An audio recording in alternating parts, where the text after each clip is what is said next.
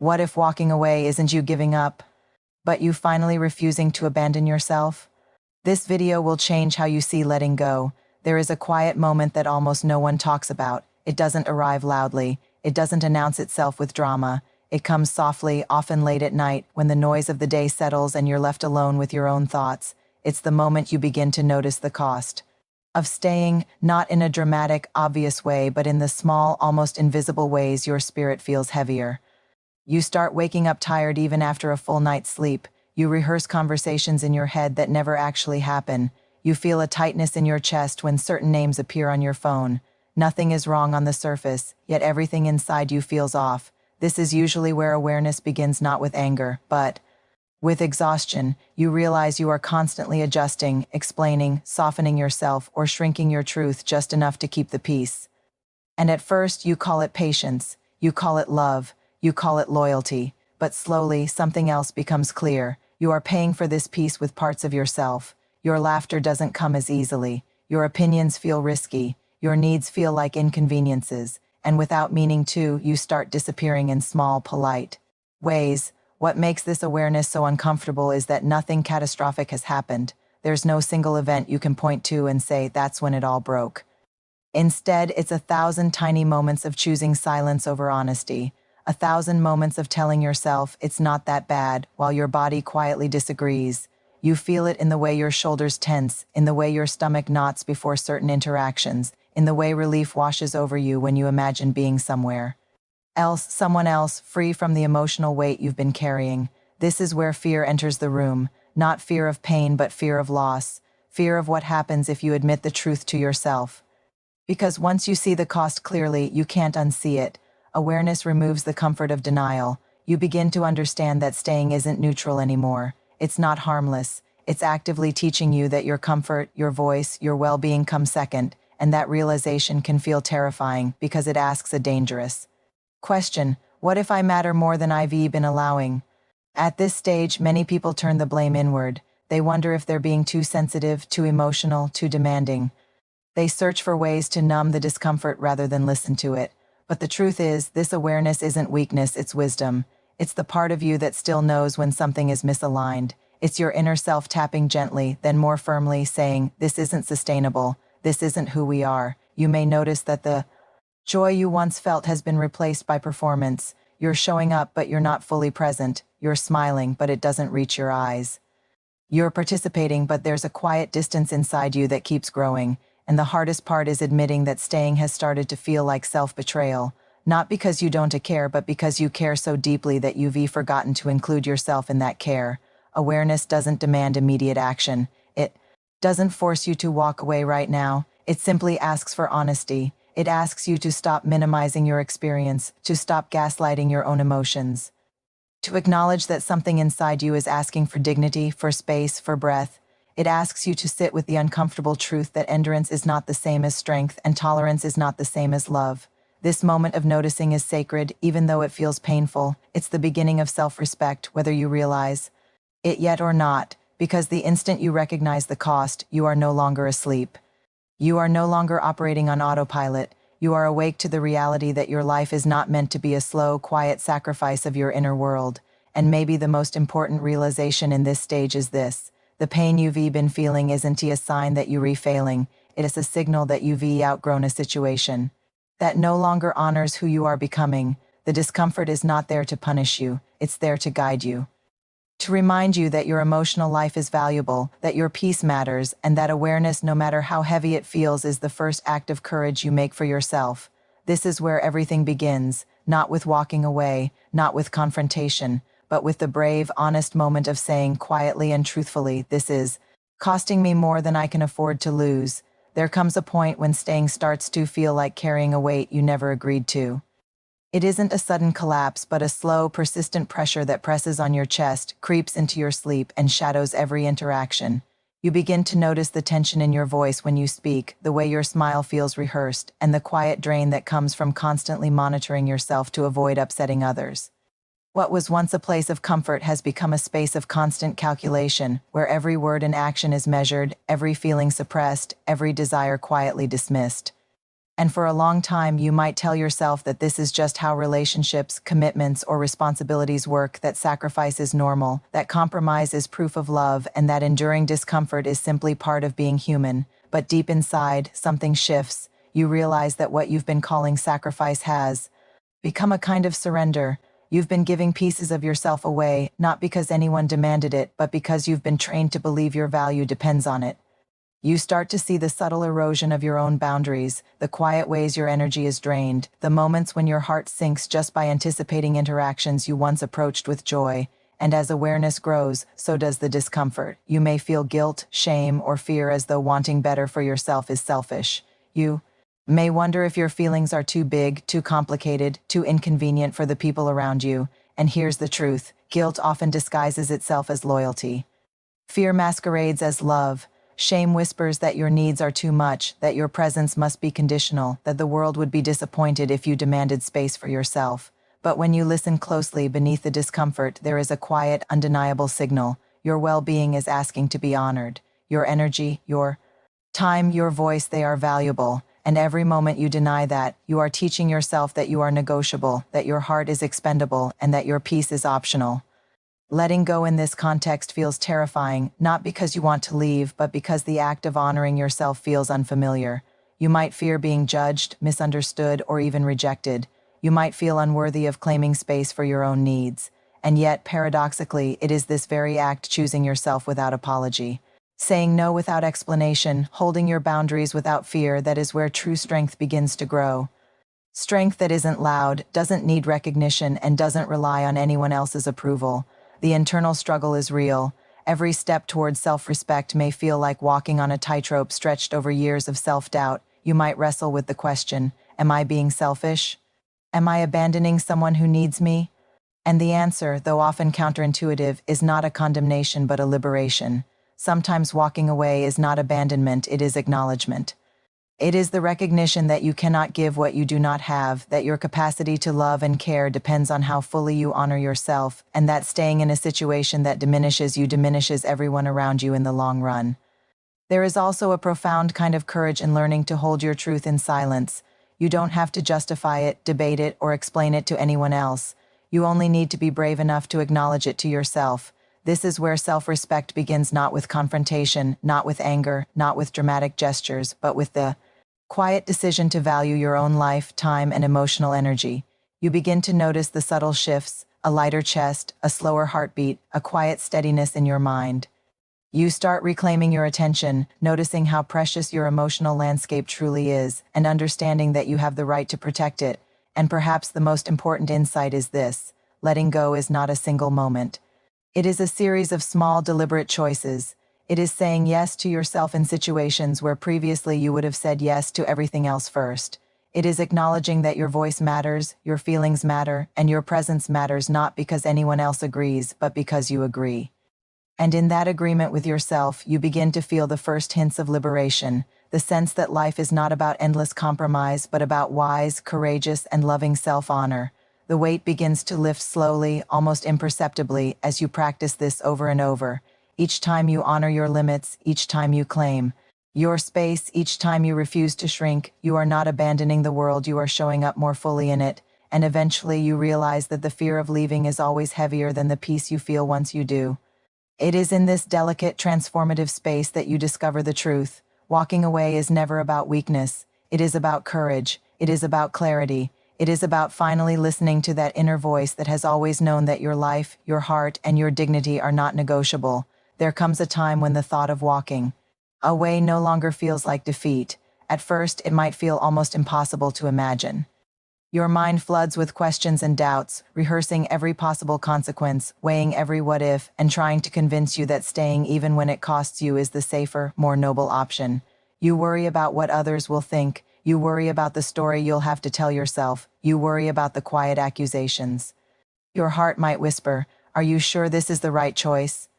And yet, beneath all of that noise, a quieter, firmer voice begins to rise, a voice that's been there all along, patiently waiting for your attention. You matter.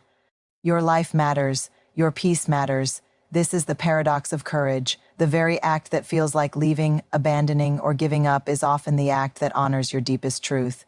The tension is unbearable at first because you've been conditioned to equate loyalty with endurance, love with sacrifice, and self-worth with other people's approval. But deep inside, you know this is a lie. You know that no one benefits from your continued presence if your presence comes at the expense of your own soul. And the first step toward true courage is acknowledging this uncomfortable truth. Staying is not always loving. Staying is not always brave. Sometimes staying is a slow erosion of everything that makes you who you are. You begin to see that walking away is not about revenge or punishment. It's not about proving a point or teaching a lesson or making someone feel the weight of your absence. It is about reclaiming what has always been yours: your attention, your energy, your dignity, your right to live a life aligned with your values. And there is a subtle yet profound difference between leaving in anger and leaving with clarity. Leaving with clarity is quiet, steady, and unwavering. It does not demand recognition or approval. It does not shout or justify itself. It simply honors what is true. But this clarity does not come easily. You wrestle with the fear of judgment, the fear of disappointment, the fear of loneliness. You worry about what you might lose. You worry about the relationships that will shift, the expectations that will crumble, the opinions that will sting. You imagine all the ways life might feel unfamiliar, empty, or wrong once you choose yourself. And yet, paradoxically, the very fear that makes this decision feel terrifying is also the marker of its importance. The stronger the fear, the more the choice points to something sacred inside you, a part of you that refuses to be compromised, diminished, or silenced any longer. The inner struggle at this stage is as much about self-doubt as it is about external consequences. You question whether your feelings are valid. You wonder if your needs are too much. You ask yourself if claiming space for yourself will make you appear selfish, ungrateful, or cold. And the answer, though it may not come all at once, is quietly revolutionary. Your life is not meant to be lived on the terms of others. Your heart is not a currency to be spent endlessly to maintain appearances. Your energy is not a loan to be repaid with guilt. It belongs to you, fully and without apology. As this realization deepens, something remarkable happens. The weight of fear begins to shift. The terror of leaving begins to be replaced by the relief of alignment. You begin to understand that staying was never a measure of your strength. The true measure lies in how fully you honor your own truth, even when it feels risky, lonely, or uncomfortable.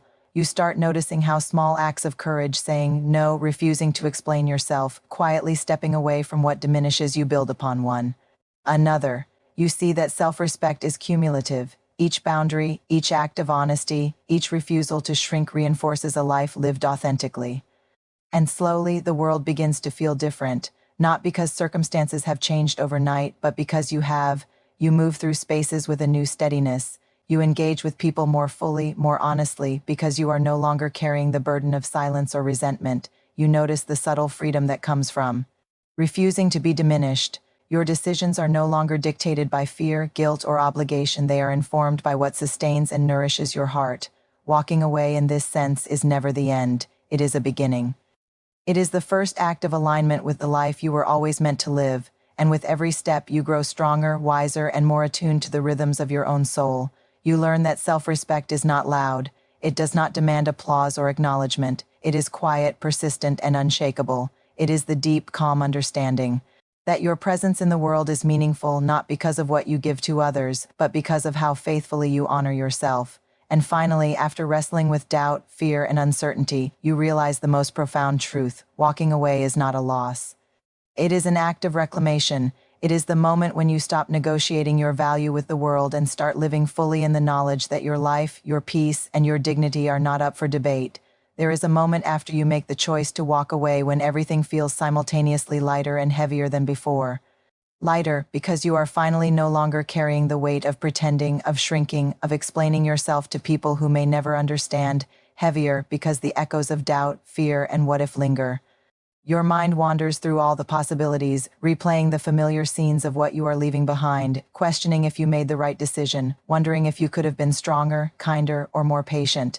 And yet, even amid this heaviness, there is a subtle shift beginning, a shift that feels like clarity sneaking into the corners of your life where confusion once lived. The change is quiet at first. It is not dramatic. It does not demand attention. It comes in the form of small, almost imperceptible freedoms. You notice that your thoughts no longer circle endlessly around how to please others. You realize that your energy is no longer drained by keeping up appearances or smoothing over discomforts that are not yours to carry. You begin to speak your truths in small ways, with a steadiness you didn't know you possessed, and in these moments, you feel a spark of something long forgotten, permission to be yourself fully, without justification or apology. But clarity doesn't erase the struggle. It coexists with uncertainty, with the fear of the unknown. You wonder what relationships will look like, how others will respond, whether you will feel isolated or misunderstood. You wrestle with the lingering belief that leaving was an act of failure. And yet, the deeper you step into this new space, the more you recognize that leaving was never about failure, it was about integrity. It was about refusing to compromise your heart, your values, and your peace for the comfort of others. It was about creating the conditions in which you can finally breathe, think, and live without the constant negotiation of your worth. The shift also brings perspective. You start noticing the patterns that kept you stuck for so long, the habitual self-doubt, the quiet compliance, the way you minimized your own needs in the name of love or loyalty. You see how often you forgave too easily, tolerated too much, and hid your true feelings to maintain harmony, and in recognizing these patterns, you gain insight into how different your life could have been if you had started honoring yourself earlier. This reflection isn't meant to bring regret but understanding. It is meant to illuminate the ways in which courage and self-respect have been waiting for you all along. One of the most profound parts of this stage is realizing that peace doesn't always arrive with fanfare. It doesn't come as a flood of relief or an immediate sense of joy. Often it is subtle, almost imperceptible. It is a quiet confidence in your decisions, a calm steadiness in your chest, a soft but unwavering knowledge that you are moving in alignment with what is true for you. It is waking up in the morning and feeling less drained, noticing that your laughter comes more naturally, feeling curiosity instead of anxiety about the future. These shifts are small but cumulative. Each one is proof that change is not just possible, it is unfolding moment by moment, choice by choice, and perhaps the most important transformation in this period is the relationship you begin to build with yourself. You start to trust your instincts again, to listen to your feelings without judgment, to honor your needs without guilt. You learn that your presence in the world is not measured by how much you accommodate others, but by how fully you are aligned with your own values and boundaries. This is the profound paradox of walking away. By stepping back from what diminishes you, you become stronger, more capable of love, more present, and more alive. At this point, the subtle changes begin to ripple outward. Relationships that are meant to sustain you respond naturally to your authenticity. Opportunities align with your values, and you begin to notice doors opening that were invisible when you were preoccupied with appeasing others. Your life starts to feel less like a performance, and more like a reflection of what you genuinely care about. And while there may still be discomfort, uncertainty, and fear, you face it with a new kind of steadiness, a deep-seated assurance that you are living in alignment with your truth. In this space of transformation, you understand something vital. Walking away was never a detour, never a sign of weakness, never an act of abandonment. It was an act of courage, an act of integrity, an act of profound respect for the person you have always been.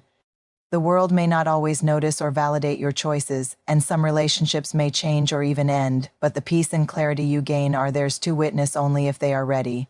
You learn that your first responsibility is to yourself, and that honoring that responsibility opens the door to a life that feels real, vibrant, and whole. And slowly, almost imperceptibly at first, you begin to feel the quiet joy that comes from living unshackled by the expectations, judgments, and constraints of others. You discover that the very act that once seemed terrifying, walking away, is the same act that allowed you to arrive fully, finally, and unapologetically in your own life. After you have made the choice to step away, after you have felt the initial fear, the lingering doubt, and the weight of uncertainty, something remarkable begins to unfold. It is a quiet kind of growth, the type that doesn't announce itself loudly but becomes evident in the way you show up in the world. You start to notice the subtle shifts, the way your body feels lighter, the way your mind moves more freely, the way your heart seems to expand with space for things that truly matter. Growth is not immediate. It is not a flood of clarity or joy. It is cumulative, built from each brave choice, each act of self-respect, each refusal to shrink to accommodate someone else's comfort. This growth reveals itself in the relationships around you. You notice that you engage with people differently, not because you are trying harder, but because you are no longer operating from a place of fear, guilt, or obligation. You listen with more presence, speak with more honesty, and love with more clarity.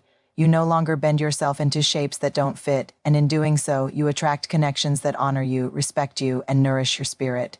Growth, in this sense, is relational as much as it is personal. It changes how you interact with the world because it changes how you interact with yourself. The most profound aspect of this growth is the trust you begin to cultivate within yourself. You realize that your